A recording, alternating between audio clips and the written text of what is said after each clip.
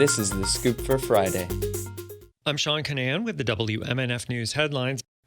Republican leaders gathered in Tampa yesterday for what they called a victory rally. WMNF's Daria Mironova reports it focused on the November election and the future of Florida. Look, today is day one of a unified ticket so that we can defend and protect this great state and our country. Day one. U.S. Senator Ashley Moody, gubernatorial candidate Byron Donalds, Agriculture Commissioner Walton Simpson, and CFO Blaise Ingoglia thanked supporters and outlined their priorities for Florida.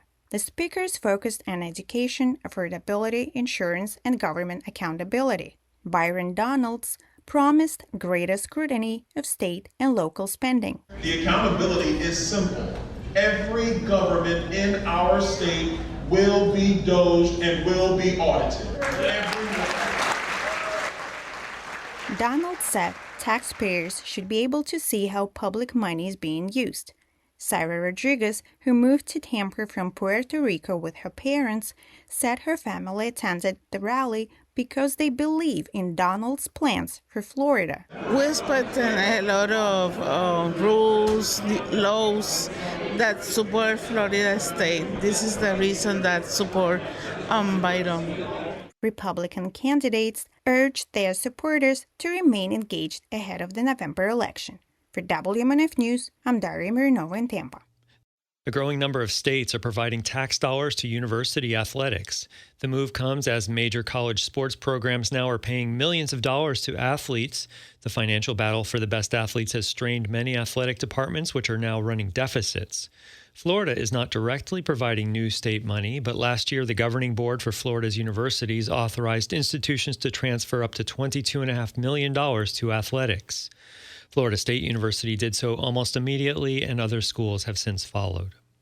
The U.S. ambassador to Israel, Mike Huckabee, is again criticizing Israeli settlers, this time on religious grounds. Here's more from Pacifica Radio's Jesse Lent. Let's go to the Ten Commandments. Thou shalt not steal.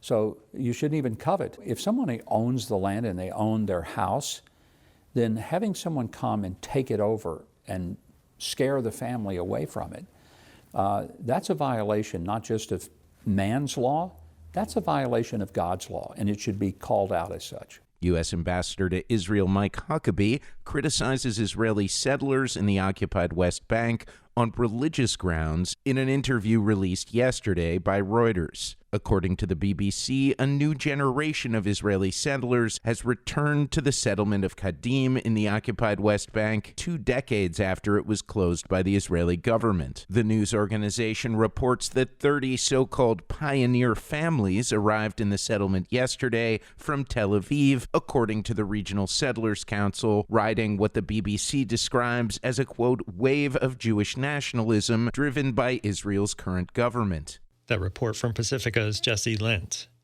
Extreme heat across Tampa Bay can temporarily worsen symptoms for people living with multiple sclerosis. WMNF's Daria Mironova has more.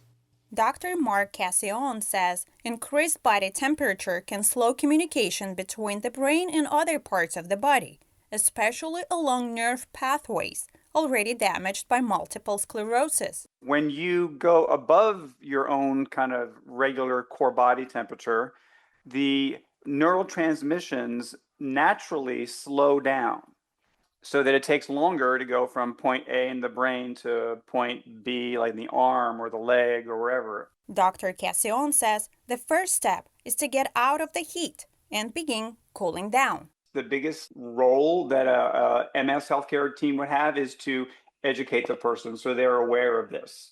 So they do things to avoid overheating. Overheating can lead to fatigue, blurred vision, balance problems, or muscle weakness. If symptoms last for several hours or into the next day, people should call their health provider. Dr. Cassione says every patient with MS is different and requires an individual treatment. For WMNF News, I'm Daria Mironova. Highs today will be in the mid-90s. Tonight, partly cloudy, overnight lows in the high 70s. Tomorrow, partly cloudy, highs in the low 90s, and expect rain on Sunday. I'm Sean Canan with the WMNF News headlines. This is The Scoop, recorded at WMNF Tampa.